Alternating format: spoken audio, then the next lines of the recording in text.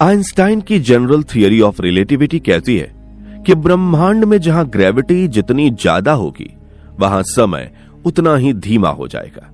जरा कल्पना कीजिए, आप एक ऐसे प्लेनेट पर हैं जिसकी ग्रेविटी धरती के मुकाबले 130% ज्यादा है। वहां बिताया गया सिर्फ 1 घंटा धरती पर गुजरने वाले 7 सालों के बराबर होगा। यानी अगर आप वहां केवल 10 घंटे बिताकर जब धरती पर वापस आएंगे तो आपकी उम्र तो उतनी ही रहेगी, लेकिन धरती पर 70 साल बीत जाएंगे।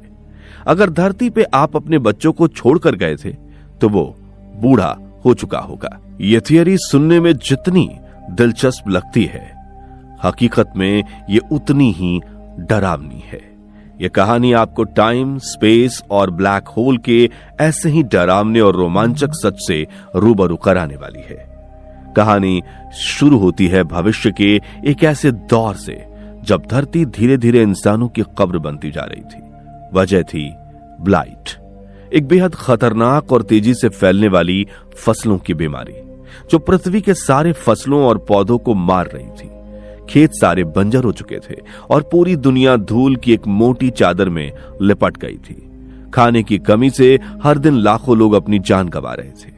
अब इंसानियत के पास जिंदा रहने के लिए सिर्फ एक ही सहारा बचा था, कॉर्न यानी मक्का।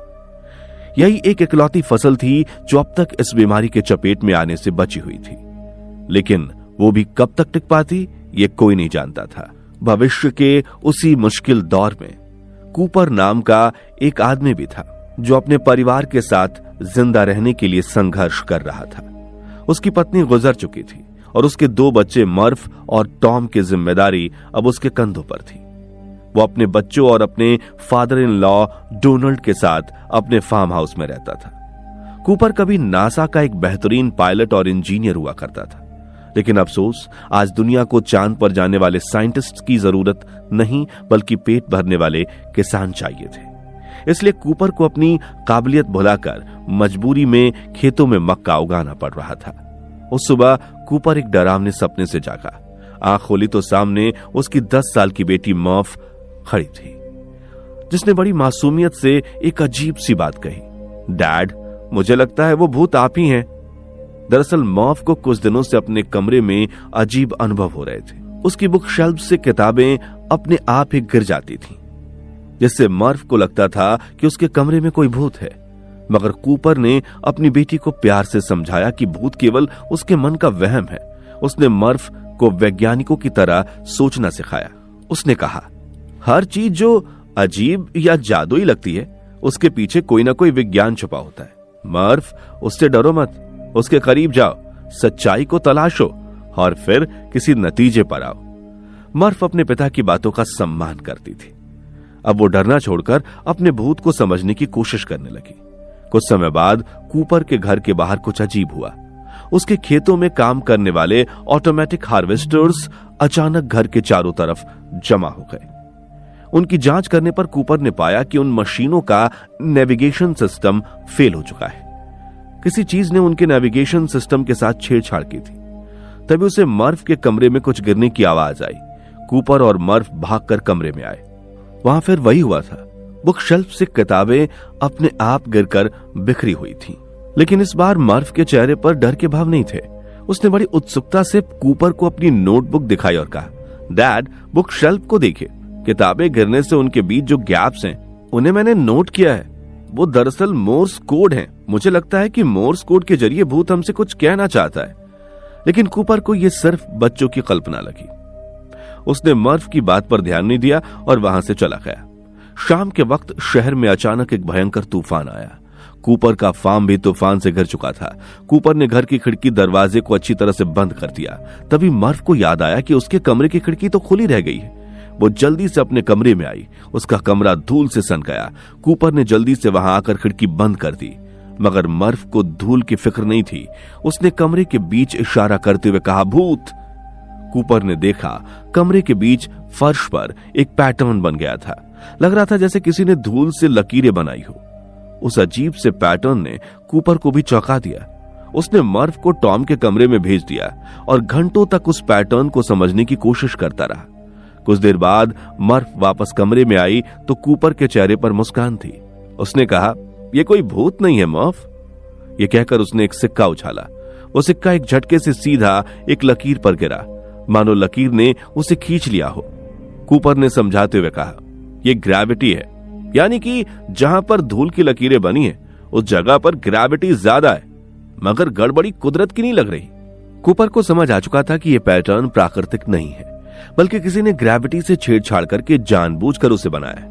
थोड़ा और दिमाग लगाने पर उसे यह भी समझ में आ गया कि यह लाइन दरअसल बाइनरी कोड है, यानी कि कंप्यूटर की भाषा, जिसमें मोटी लाइन 1 है और पतली लाइन 0। उसे डिकोड करने पर पता चला कि वो बाइनरी कोड असल में किसी खास जगह के लोकेशन को दर्शा रहा था। कूपर को समझ में आ गया कि शायद कोई उसे उस लोकेशन पर जाने के लिए कह रहा है। कूपर ने फौरन गाड़ी निकाली और अकेला ही उस लोकेशन की तरफ चल पड़ा, मगर जिज्ञासु मर्फ भी पीछे कहां रहने वाली थी। वो पहले से ही छुपकर गाड़ी में बैठी हुई थी। कूपर ने उसे भी साथ ले लिया। दोनों बाप बेटी घंटों तक उस लोकेशन की ओर बढ़ते रहे और आखिरकार शाम ढलते ढलते वे घाटियों के बीच एक सुनसान जगह पर आकर रुक गए। आगे का रास्ता बंद था। सामने एक ऊंची फेंसिंग जाली लगी थी, जिस पर साफ शब्दों में लिखा था रिस्ट्रिक्टेड एरिया, मगर कूपर रुकने वाला नहीं था। वो गाड़ी से उतरा, बोल्ट कटर लेकर जाली काटने आगे बढ़ा। तभी अचानक एक तेज रोशनी चमकी। कूपर कुछ समझ पाता उससे पहले ही किसी ने उसे टेजर गन का झटका दिया, जिससे कूपर वहीं बेसुध होकर गिर पड़ा। कुछ घंटों बाद कूपर की जब आंख खुली तो वो एक बंद कमरे में था। थोड़ी ही देर बाद एक औरत उसके पास आई। कूपर ने सीधे शब्दों में कहा, देखो तुम जो कोई भी हो, मुझे तुमसे कोई लेना देना नहीं है, बस मुझे बताओ मेरी बेटी कहां है, उसे लेकर मैं चुपचाप यहां से चला जाऊंगा। कूपर को परेशान होता देख उस औरत ने कहा, कूपर मेरा नाम अमीलिया ब्रांड है, तुम्हें यहां फिक्र करने की जरूरत नहीं है, तुम्हारी बेटी भी बिल्कुल सही सलामत है। अमीलिया कूपर को एक कॉन्फ्रेंस रूम में ले आई। वहां मर्फ कुछ वैज्ञानिकों के बीच डरी सहमी बैठी थी, लेकिन अपने पिता को देखते ही वो दौड़कर उनसे लिपट गई। तभी कूपर की नजर सामने बैठे एक बुजुर्ग शख्स पर पड़ी। वो चेहरा जाना पहचाना था। वो थे प्रोफेसर जॉन ब्रांड, नासा के एक लेजेंडरी मैथमेटिशियन, जिनके साथ कूपर बरसों पहले काम कर चुका था। वहीं बातों बातों में पता चला अमीलिया उन्हीं की बेटी है। प्रोफेसर ब्रांड ने कूपर को सामने बिठाया और बड़ी नरमी से पूछा, कूपर, क्या तुम्हें अंदाजा है कि तुम इस वक्त कहां हो? ये दुनिया की सबसे सीक्रेट फैसिलिटी है। नक्शे पर इसका कोई वजूद नहीं है, इसे ढूंढ पाना नामुमकिन है। अब जरा हमें समझाओगे कि तुम यहां तक कैसे पहुंचे? कूपर ने थोड़ा झिझक के साथ सच बता दिया। उसने कहा, शायद आप लोग मुझे पागल समझे, लेकिन सच तो यह है कि ग्रेविटी ने हमें यहां का रास्ता दिखाया। ग्रेविटी ने धूल पर एक पैटर्न बनाया था। जब मैंने उसे डिकोड किया तो मुझे इस जगह के कोऑर्डिनेट्स मिले। यकीन है कि वो कोई प्राकृतिक घटना नहीं थी, कोई था जो जानबूझकर हमें यहां भेजना चाहता था। मगर यह सब सुनकर ब्रांड को जरा भी हैरानी नहीं हुई। उन्होंने कूपर को बताया कि यह जगह नासा की सीक्रेट रिसर्च फैसिलिटी है। सरकार ने इसे सीक्रेट रखा था, क्योंकि जब पब्लिक रोटी के लिए संघर्ष कर रही हो तो वो नहीं चाहेगी कि उनके टैक्स का पैसा खाना जुटाने के अलावा कहीं और खर्च हो। ब्रांड ने कूपर को एक डरावनी बात बताई। उन्होंने बताया कि जिस रफ्तार से बाकी फसलें खत्म हुई, कुछ ही सालों में मक्के की फसल भी खत्म हो जाएगी।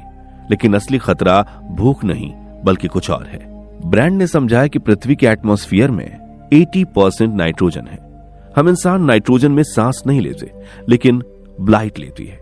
यह बीमारी नाइट्रोजन पर जिंदा है और उसी को खाकर फल फूल रही है। और जैसे जैसे ये बढ़ रही है, यह हवा से ऑक्सीजन को खत्म करती जा रही है। इसका मतलब साफ है, आने वाले वक्त में धरती पर ऑक्सीजन लेवल इतना गिर जाएगा कि इंसानों का सांस लेना नामुमकिन हो जाएगा। प्रोफेसर ने आगे कहा, कूपर, अगर हमें इंसानियत को बचाना है तो हमें उन्हें पृथ्वी को छोड़कर एक नए प्लेनेट पर ले जाना होगा, जहां इंसान अपनी नई कॉलोनी बसाकर जी सके। मगर कूपर हंस दिया और बोला, प्रोफेसर, हमारे सोलर सिस्टम में ऐसा कोई भी प्लेनेट नहीं है जहां जीवन पनप सके, और सोलर सिस्टम के बाहर जो सबसे नजदीकी तारा है वो हजारों लाइट ईयर्स दूर है, यानी वहां पहुंच पाना नामुमकिन है। अब ब्रांड ने कूपर को वो रहस्यमय चीज दिखाई जो इस नामुमकिन को मुमकिन कर सकता था। शनि ग्रह के करीब ही एक अजीब सी गोल आकृति नजर आ रही थी। वो असल में एक वर्म होल था। वर्म होल असल में स्पेस में बना वो शॉर्टकट है जहां से गुजरकर हम करोड़ों लाइट ईयर दूर के फासले को चंद सेकंड्स में पार कर सकते हैं। इसे समझना बहुत आसान है। मान लीजिए हमारा यूनिवर्स कागज का एक लंबा पन्ना है। अगर आपको एक कोने से दूसरे कोने तक जाना है तो सफर में सदियों लग जाएंगी, लेकिन अगर हम उस कागज को मोड़कर दोनों कोनों को आपस में मिला दें और बीच में एक छेद कर दें तो वो करोड़ों साल का रास्ता बस एक पल का रह जाएगा। वर्म होल वही छेद है। ये स्पेस का वो दरवाजा है जो हमें पलक झपकते ही एक गैलेक्सी से दूसरी गैलेक्सी में पहुंचा सकता है। मगर वर्म होल प्राकृतिक नहीं होते, इसलिए कूपर ने सवाल किया कि उसे वहां रखने वाला कौन है। इस पर नासा के ही दूसरे साइंटिस्ट डॉयल ने कहा, यह वर्म होल आज से 48 साल पहले पहली बार देखा गया था। कोई नहीं जानता कि उसे बनाने वाला कौन है, पर वो जो कोई भी है वो हमारी मदद करना चाहते हैं। उन्होंने हमारे लिए तारों तक पहुंचने का दरवाजा खोल दिया है और मुझे पूरा यकीन है कि उन्होंने ही तुम्हें यहां तक पहुंचाया है। वो चाहते हैं कि तुम इस मिशन का हिस्सा बनो। कूपर ने आगे पूछा, क्या आपने अभी तक किसी को उस वर्म होल के अंदर भेजा है? ब्रैंड ने कहा, हां, वर्म होल के अंदर ऐसे 12 प्लैनेट्स के बारे में पता चला था जो इंसानों के रहने लायक हो सकती थी। 10 साल पहले हमने 12 सबसे बहादुर लोगों को उस वर्म होल के पास भेजा था, उन 12 अलग अलग दुनियाओं में। उन 12 लोगों को 12 अलग अलग प्लेनेट पर उतरकर चेक करना था कि क्या वो प्लेनेट वाकई इंसानों के रहने के लायक हैं या नहीं। उन्हें यह निर्देश दिए गए थे कि अगर किसी को इंसान के रहने लायक प्लेनेट मिल जाए तो वो तुरंत धरती पर सिग्नल भेजे और लंबी नींद में सो जाए। उन्हें 10 साल तक गहरी नींद में रहना था। यह सुनकर कूपर के मन में सवाल उठा, और अगर किसी को ऐसा प्लेनेट मिला जो इंसानों के रहने लायक ना हो तो उसका क्या होगा? ब्रैंड ने कहा, इसलिए तो मैंने उन्हें बहादुर कहा। अगर वो दुनिया खराब निकली तो वो वहीं अकेले मर जाएंगे।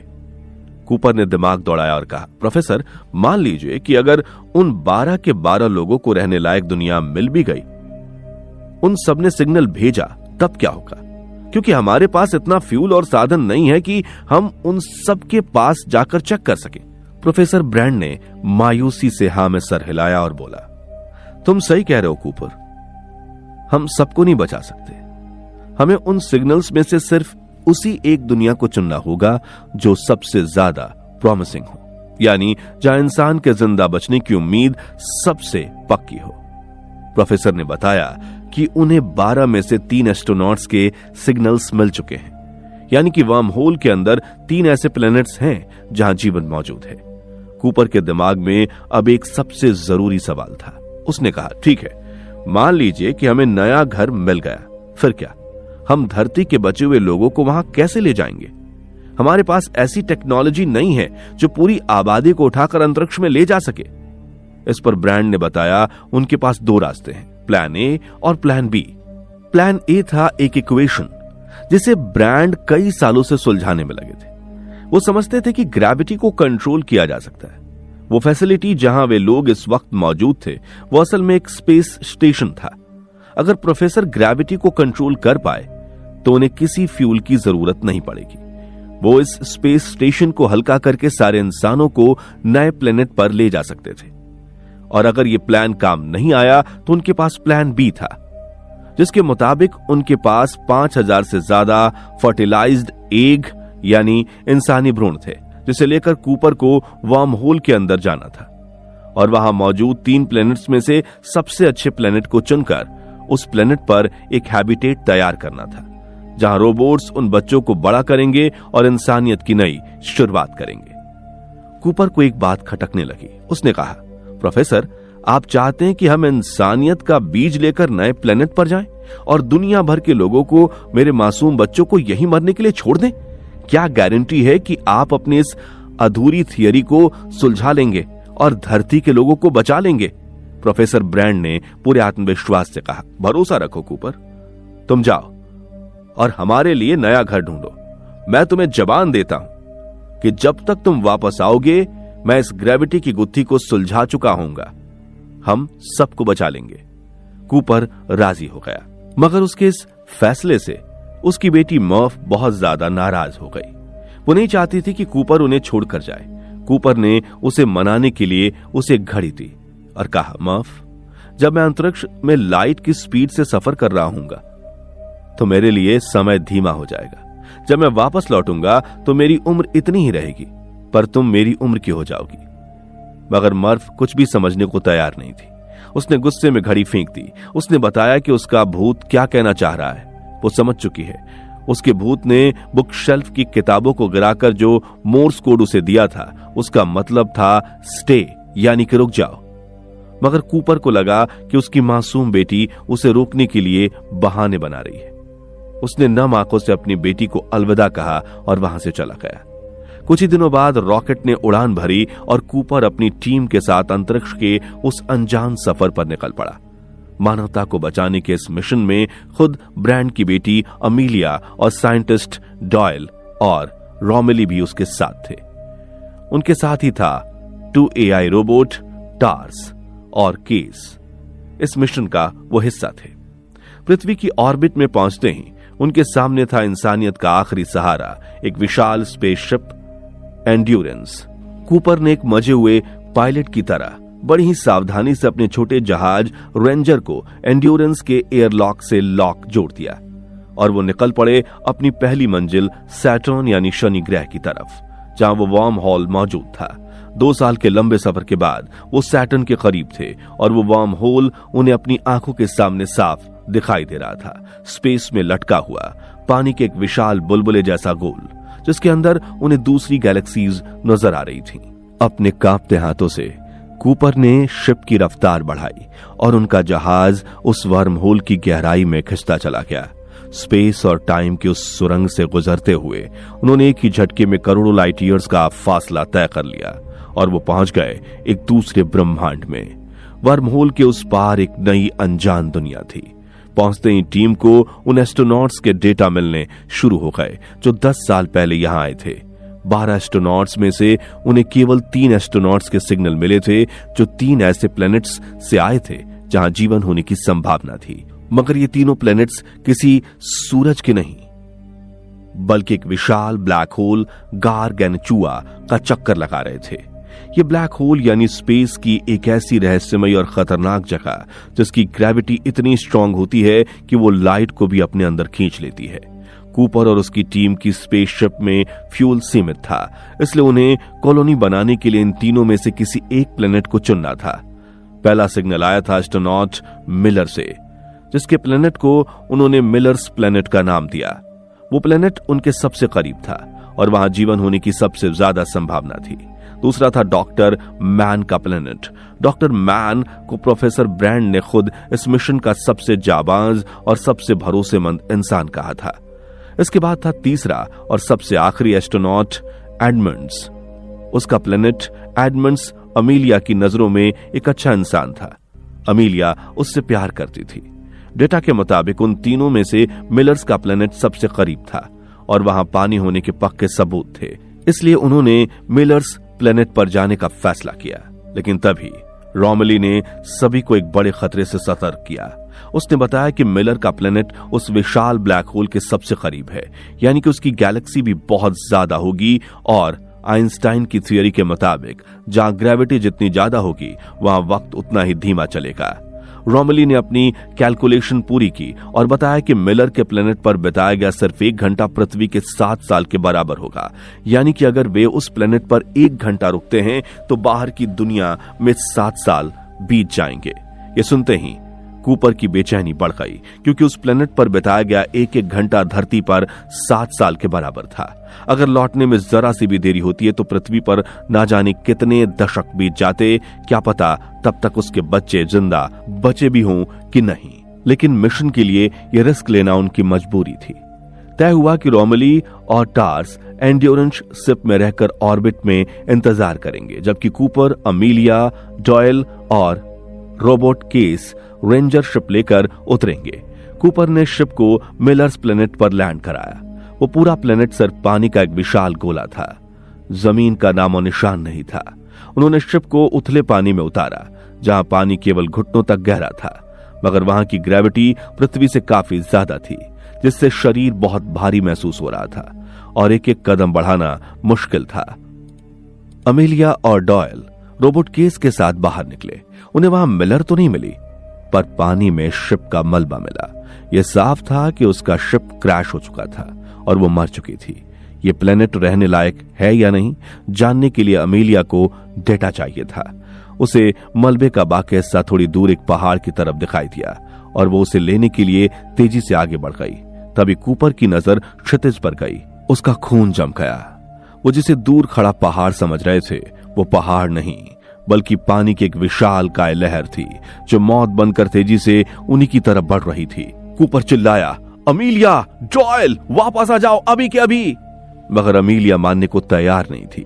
उसे मलबे में वो डेटा रिकॉर्डर मिल गया था, लेकिन उस प्लेनेट की भयानक ग्रेविटी की वजह से उस छोटे से बॉक्स का वजन इतना बढ़ गया था कि अमेलिया उसे हिला भी नहीं पा रही थी। लहर अब सिर पर आ चुकी थी। अमेलिया ने हार मान ली। उसने चिल्लाकर कूपर और बाकियों को जल्दी से वहां से निकल जाने को कहा, लेकिन कूपर अमेलिया को छोड़कर जाने वाला नहीं था। उसने केस को ऑर्डर दिया।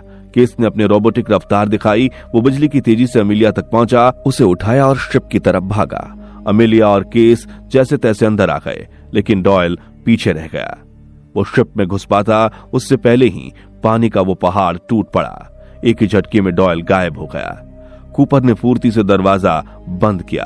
अगले ही पल लहर ने शिप को एक खिलौने की तरह उछाल दिया। शिप नाव की तरह तैरती हुई लहर के पार निकल गई। कूपर ने जल्दी से शिप स्टार्ट की और उस प्लेनेट से निकल गया। इस अफरा तफरी में उन्होंने अपने साथी डॉयल और साथ साथ ढेर सारा समय भी खो दिया था। और सबसे दुख की बात यह थी कि मिलर का प्लेनेट इंसानों के रहने लायक बिल्कुल नहीं था। वे वापस अपने मेन शिप एंडोरेंस पर आ गए। जब दरवाजा खुला तो सामने रोमली था। उसे देखकर सन्न रह गए क्योंकि रोमली बूढ़ा हो चुका था। एमिलिया ने उससे पूछा, हमें यहां आने में कितना समय लग गया? रोमली ने कहा, पूरे 23 साल। यह सुनकर कूपर और अमेलिया के रोंगटे खड़े हो गए। यानी मिलर के प्लेनेट पर समय उनकी सोच से भी कहीं ज्यादा धीमा था। उन्होंने वहां कुछ मिनट ही बिताए थे और बाहर 23 साल बीत चुके थे। कूपर ने बिना एक पल गवाए अर्थ से आए 23 सालों के पेंडिंग मैसेजेस प्ले किए। स्क्रीन पर एक के बाद एक वीडियो चलने लगे। उसने देखा उसके बच्चे मर्फ और टॉम अब बड़े हो चुके थे। वो लगभग कूपर की उम्र के ही लग रहे थे। टॉम की शादी हो चुकी थी और उसका एक बेटा भी था। उन्हें देख कूपर फूट फूट कर रो पड़ा। उसे सुकून था कि उसके बच्चे जिंदा हैं, लेकिन अफसोस इस बात का था कि वो उनके जिंदगी के सबसे अहम पलों में उनके साथ नहीं था। इसी के साथ कहानी अर्थ की ओर मुड़ी। वो नन्ही मर्फ अब नासा की एक बेहतरीन साइंटिस्ट बन चुकी थी और प्रोफेसर ब्रैंड के साथ काम करती थी। लेकिन उसके दिल में अपने पिता के लिए अब भी वही नाराजगी थी। उसे लगता था कि कूपर ने वापस लौटने का अपना वादा तोड़ दिया है। वहीं प्रोफेसर ब्रैंड अब बूढ़े हो चुके थे, लेकिन वो अब भी ग्रेविटी की उस इक्वेशन यानी समीकरण को सुलझा नहीं पाए थे। इसका मतलब साफ था, प्लान ए अभी भी अधूरा था। उनके पास वो तकनीक नहीं थी जो धरती के लोगों को उठाकर उस नई दुनिया में ले जा सके। मर्फ भी सालों से इस इक्वेशन पर माथा पच्ची कर रही थी, मगर उसे सिर्फ नाकामी ही मिल पाई थी। दूसरी ओर कूपर, अमेलिया और रोमली बेहद मायूस बैठे थे। मिलर्स प्लेनेट पर जाना एक बहुत बड़ी गलती थी। अब उनके पास 2 और प्लेनेट्स पर जाने के विकल्प थे, डॉक्टर मैन का प्लेनेट और एडमंड का प्लेनेट। लेकिन मुसीबत ये थी कि उनके पास फ्यूल यानी ईंधन कम था। वो दोनों में से सिर्फ एक ही प्लेनेट पर जा सकते थे। अब सवाल था किसे चुने। अमेलिया का कहना था कि उन्हें एडमंड के प्लेनेट पर जाना चाहिए। उसने दलील दी कि वहां जीवन होने की संभावना सबसे ज्यादा है। लेकिन कूपर ने उसकी आंखों में देख लिया, यह फैसला साइंस पर नहीं बल्कि इमोशंस पर आधारित था। उसे समझ आ गया कि अमेलिया असल में एडमंड से प्यार करती है और इसलिए वो वहां जाना चाहती है। कूपर को डर था कि कहीं अमेलिया का प्यार उसे गलत फैसले लेने पर मजबूर न कर दे। उसे अब और रिस्क नहीं लेना था। उसने लॉजिक का साथ दिया। उसने कहा, डॉक्टर मैन इस मिशन के लीडर थे।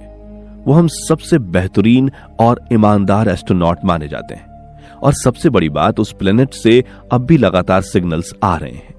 अमेलिया की जिद और आंसुओं के बावजूद कूपर ने अपना फैसला सुना दिया। इंसानियत को बचाने के लिए इमोशंस की नहीं, फैक्ट्स की जरूरत थी। इसलिए बाहरी मन से ही सही वो डॉक्टर मन के प्लेनेट की ओर बढ़ गए। इधर अर्थ पर प्रोफेसर ब्रैंड हॉस्पिटल में अपनी आखिरी सांसें गिन रहे थे। मरने से पहले उन्होंने मर्फ को अपने पास बुलाया और एक भयानक सच बताया जो उन्होंने सालों से छुपा रखा था। उन्होंने कहा, मुझे माफ करना मर्फ, प्लान ए एक झूठ था। मुझे बरसों पहले पता चल गया था कि ग्रेविटी इक्वेशन को सुलझाना नामुमकिन है। हम धरती के लोगों को नहीं बचा सकते। मेरा असली प्लान शुरू से ही प्लान बी था, यानी धरती के लोगों को उनके हाल पर छोड़कर नई दुनिया में इंसानियत की नई शुरुआत करना। यह सुनकर मर्फ के पैरों तले जमीन खिसक गई। उसने रोते हुए पूछा, क्या मेरे डैड ये जानते थे? क्या वो हमें जानबूझकर यहां मरने के लिए छोड़ गए? लेकिन जवाब देने से पहले ब्रैंड की सांसें थम गई। वो मर्फ को इस गलतफहमी में छोड़ गए कि उसके पिता भी इस साजिश में शामिल थे। इस अधूरे सच ने मर्फ के दिल में अपने पिता के लिए नफरत को और गहरा कर दिया। उधर दूसरी तरफ कूपर की टीम मैंस प्लेनेट पर पहुंच गई। उन्होंने एंडोरेंस को ऑर्बिट में छोड़ा और रेंजर शिप लेकर सतह पर उतरे। वो एक जमी हुई दुनिया थी। वहां इतनी ठंड की आसमान के बादल भी बर्फ बनकर हवा में लटके हुए थे। लैंडिंग के बाद वहां उन्हें एक पहाड़ पर अमेरिकन फ्लैग और उसके पास एक हैबिटेट मिला। कूपर, अमीलिया और रोमली रोबोट टैरस के साथ अंदर दाखिल हुए। वहां उन्हें डॉक्टर मन का कायरो चैम्बर दिखा, जिसमें वो पिछले कई सालों से गहरी नींद में सो रहे थे। अमेलिया ने चैम्बर खोलकर उन्हें जगाया। जागते ही डॉक्टर मन बच्चों की तरह फूट फूट कर रो पड़े। बरसों के जानलेवा सन्नाटे के बाद अपने सामने जिंदा इंसानों को देखकर उन्हें यकीन ही नहीं हो रहा था। कूपर ने उन्हें शांत कराया और उनसे पूछा, डॉक्टर मन, क्या इस प्लेनेट पर जीवन है? इस पर मन ने पूरे आत्मविश्वास से बताया, इस प्लेनेट पर इंसानी बस्ती बसाया जा सकता है। उन्होंने समझाया कि वो लोग इस वक्त जहां लैंड हुए हैं वो इस प्लेनेट की सबसे ऊंचाई वाली जगह है। वहां की हवा में अमोनिया है, इसलिए सांस लेना नामुमकिन है। लेकिन पहाड़ के नीचे सरफेस पर हवा साफ है, ग्रेविटी पृथ्वी जैसी है और वहां जीवन पनप सकता है। यह सुनकर कूपर, अमीलिया और रोमली खुशी से झूम उठे। लेकिन उनकी खुशी बस चंद पलों की मेहमान थी। उसी वक्त रोबोट टार्स ने बताया कि अर्थ से उनके लिए एक मैसेज आया है। टार्स ने वो मैसेज प्ले किया। स्क्रीन पर मर्फ थी। उसने अमीलिया को ये बुरी खबर सुनाई कि उसके पिता प्रोफेसर ब्रैंड अब इस दुनिया में नहीं रहे, उनका देहांत हो चुका है। लेकिन अगले ही पल मर्फ का दुख एक भयानक गुस्से और नफरत में बदल गया। उसने अपने पिता कूपर से पूछा, डैड, क्या आप जानते थे कि प्लान ए सिर्फ एक ढोंग था? क्या आप जानबूझकर हमें अर्थ पर मरने के लिए छोड़ गए थे? मर्फ के इन सवालों ने कूपर को सदमे में डाल दिया। अमेलिया भी मायूस हो गई, क्योंकि उसके पिता ने उसे भी यह सच्चाई नहीं बताई थी। वो भी अब तक इसी उम्मीद में जी रही थी कि उसके पिता धरती के सारे लोगों को बचा लेंगे। लेकिन तभी डॉक्टर मन ने एक ऐसा सच बोला जिसने सबके होश उड़ा दिए। उसने कहा, प्रोफेसर ब्रैंड ने तो सालों पहले ही मान लिया था कि उनकी इक्वेशन को सुलझा पाना नामुमकिन है। वो जानते थे कि प्लान ए झूठ है और ये बातें मुझे भी पता थी। इसलिए तो हम यहां आए थे, इंसानियत को बचाने नहीं बल्कि उसे एक नए सिरे से शुरू करने। अमीलिया ने पूछा, मेरे डैड 40 सालों से उस इक्वेशन पर काम कर रहे थे, वो इक्वेशन गलत कैसे हो सकती है? इस पर मन ने उन्हें समझाया, ब्रैंड की इक्वेशन गलत नहीं थी, बस अधूरी थी। दिक्कत यह है कि हमने अब तक ग्रेविटी को सिर्फ अधूरा ही समझा है। हमारे पास ग्रेविटी के नियम है, लेकिन वो ज्यादातर बड़ी चीजों पर ही सही बैठते हैं, जैसे तारे और ग्रह। जब हम उन्हीं नियमों को बहुत छोटी चीजों पर लागू करने की कोशिश करते हैं, जैसे एटम्स और उनके अंदर के पार्टिकल्स, तो हमारी समझ वहीं आकर टूट जाती है। ऐसा नहीं है कि क्वांटम दुनिया में ग्रेविटी मौजूद नहीं है, बल्कि समस्या यह है कि इतनी छोटी चीजों पर ग्रेविटी कैसे काम करती है, ये हमें आज तक समझ में नहीं आया। इसी वजह से क्वांटम दुनिया हमें इतनी उलझी और रहस्यमयी लगती है। आसान भाषा में कहें तो हम ग्रेविटी को तब समझ सकते हैं जब वो छोटी और बड़ी दोनों चीजों के लिए एक जैसे काम करे। और ऐसा ही होता है ब्लैक होल के अंदर। दरअसल ब्लैक होल किसी विशालकाय तारे के मरने और अपने ही अंदर ढहने से बनता है। उसकी अपनी ही ग्रेविटी उसे अंदर की तरफ को चलने लगती है। वो पूरा तारा अपने अंदर ही ढहकर एक बेहद छोटी सी जगह में सिमट जाता है। अब जरा सोचिए, वो पूरा का पूरा विशाल तारा जिसमें अरबों टन वजन था, सुई की नोक से भी छोटी जगह में सिमट गया। उसी छोटे से पॉइंट को सिंगुलैरिटी कहते हैं। वो पॉइंट छोटा भी है और भारी भी। उसकी ग्रेविटी इतनी मजबूत है कि रोशनी भी इससे बच नहीं सकती। ब्रैंड को पता था कि सिंगुलैरिटी के अंदर ही ग्रेविटी का असली राज छुपा है। उसके अंदर वो क्वांटम ग्रेविटी डेटा मौजूद है जिससे ग्रेविटी की समस्या सुलझ सकती है। लेकिन मुसीबत यह है कि ब्लैक होल के अंदर जाना नामुमकिन है, क्योंकि उसकी ग्रेविटी इतनी भयंकर होती है कि एक ही पल में किसी का भी कचूमर बना सकता है।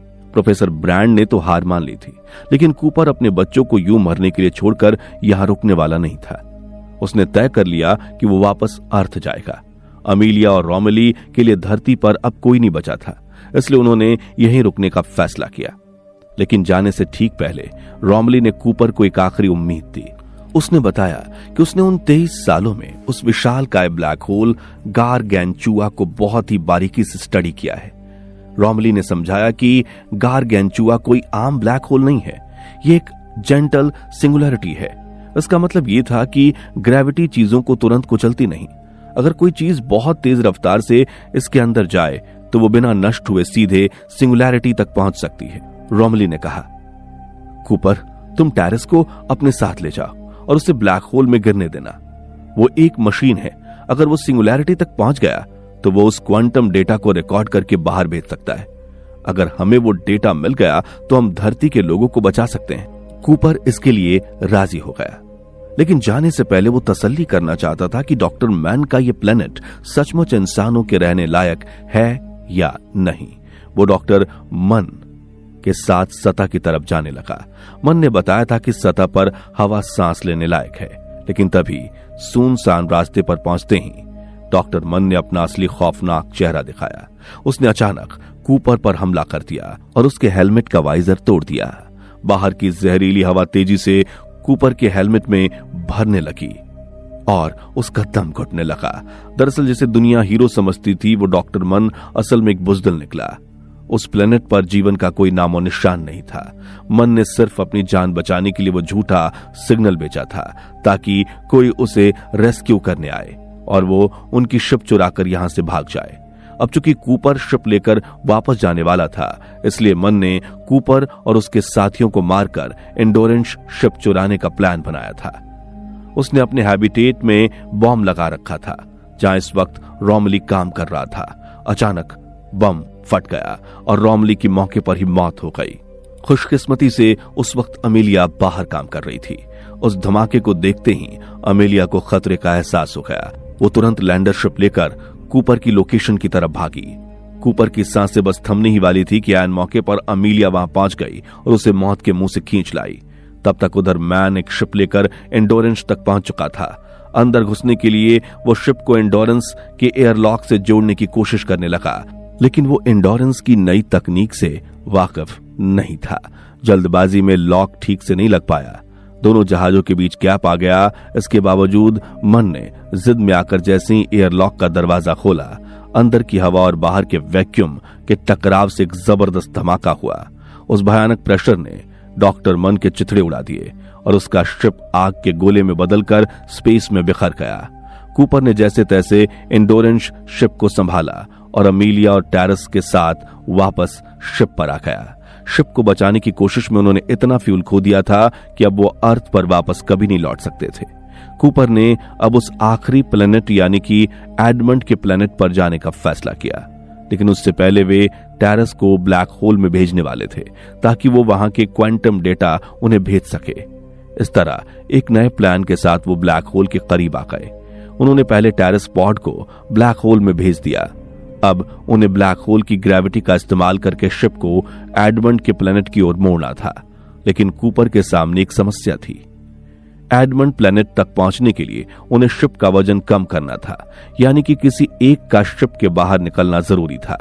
कूपर ने एक बड़ा फैसला किया। उसने अमीलिया को बिना बताए अपना पॉड भी मेन शिप से अलग कर दिया। अमीलिया को जिंदगी देने के लिए उसने खुद को गारगैंचुआ के अंधेरे के हवाले कर दिया। कूपर की शिप गारगैंचुआ ब्लैक होल की गहराई में गिरने लगी।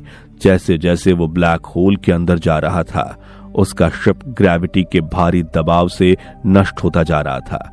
जल्दी ही शिप सिस्टम भी फेल हो गया, जिस वजह से अब वो बाहर अमीलिया से कोई संपर्क नहीं कर सकता था।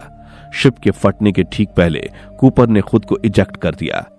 उसका शिप धमाके के साथ फट गया और कूपर स्पेस और टाइम से परे एक अलग डायमेंशन में गिरता चला गया।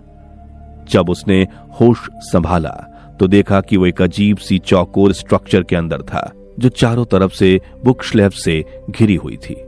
बाहर निकलने की हताशा में उसने बुक शेल्फ पर जोर से हाथ मारा, जिससे कुछ किताबें नीचे गिर गईं और तभी उसे वो नजारा दिखा जिससे उसके होश उड़ गए। बुक शेल्फ के उस पार उसे उसकी नन्ही मर्फ दिखाई दे रही थी, यानी कि कूपर अपने पास्ट में झांक पा रहा था। ये वही पल था जब बुक शेल्फ से किताबें गिरने से मर्फ डर गई थी। उसे लगता था कि बुक शेल्फ के पीछे कोई भूत है। असल में उसका भूत उसके पिता कूपर ही थे। कूपर ने चिल्ला चिल्लाकर मर्फ को पुकारा, लेकिन वो उसे सुन नहीं सकती थी। कूपर को समझ आया कि यह जगह एक टेसरेक्ट है, यानी कि एक ऐसा डायमेंशन जहां वक्त बीत नहीं रहा था, बल्कि वो एक रास्ते की तरह कूपर के सामने फैला हुआ था। कूपर उस रास्ते में चलकर अपने पास्ट और फ्यूचर को देख सकता था। कूपर उस स्ट्रक्चर के अंदर अपने गुजरे हुए पल को देख रहा था। हालांकि वो पास्ट को केवल देख सकता था, खुद वहां जा नहीं सकता था। तभी उसकी नजर एक खास पल पर पड़ी। ये वही दिन था जब कूपर हमेशा के लिए घर छोड़कर मिशन पर जा रहा था और अपनी नाराज बेटी को मनाने आया था। उसे सामने अपना ही अतीत वाला रूप दिखाई दिया जो कमरे में खड़ा था। कूपर को अपनी गलती का एहसास हुआ। वो अपने पास्ट सेल्फ को देखकर चीखने लगा, मत जाओ बेवकूफ, अपने बच्चों को छोड़कर मत जाओ। वो पागलों की तरह बुक शेल्फ को पीटने लगा, मगर कूपर की आवाज उसके पास्ट सेल्फ तक नहीं पहुंच पा रही थी। हालांकि बुक शेल्फ को धक्का देने से उसकी किताबें दूसरी ओर गिर जा रही थीं। कूपर ने किताबों को एक पैटर्न में गिराकर मर्फ के लिए एक मोर्स कोड छोड़ा। वही मोर्स कोड जिसका मतलब मर्फ ने डिकोड कर लिया, यानी स्टे, रुक जाओ। पर पास्ट वाले कूपर ने उस पर यकीन नहीं किया था। कूपर बेबस होकर रोने लगा। उसे अपने बच्चों को छोड़कर जाने पर पछतावा हो रहा था। इसी दौरान दूसरी ओर अर्थ पर फ्यूचर वाली मर्फ अपने घर आई। उसने मान लिया था कि वो प्रोफेसर के इक्वेशन को कभी सॉल्व नहीं कर सकती। धरती के लोगों का मरना तय है। वो आखिरी बार अपनी पुरानी यादें ताजा करने अपने कमरे में आई। कमरे में मौजूद मर्फ को उसके बचपन की नोटबुक मिली, जिसमें उसने कूपर के भेजे मोर्स कोड को डिकोड कर लिया। उसमें स्टे लिखा था। मर्फ को अचानक सब समझ में आ गया।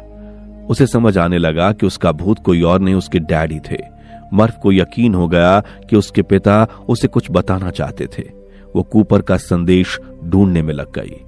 लेकिन इधर कूपर हताश होकर किताबों के पीछे बैठा था। तभी उसे टार्स की आवाज आई। कूपर चौंक गया। टार्स ने बताया कि वो सुरक्षित है। उसने समझाया कि यह जगह फ्यूचर ह्यूमंस यानी भविष्य के इंसानों की बनाई हुई है, यानी कि भविष्य में इंसान बहुत ज्यादा इवॉल्व हो चुके हैं। वे टाइम और ग्रेविटी को अच्छी तरह समझने लगे हैं और अलग अलग डायमेंशंस में भी ट्रेवल कर सकते हैं। वो वर्म होल भी भविष्य के इंसानों ने ही बनाया था, जिसकी मदद से कूपर यहां तक पहुंच पाया। कूपर को समझ आया कि फ्यूचर ह्यूमंस ने उसे जरूर यहां किसी खास काम के लिए लाया है।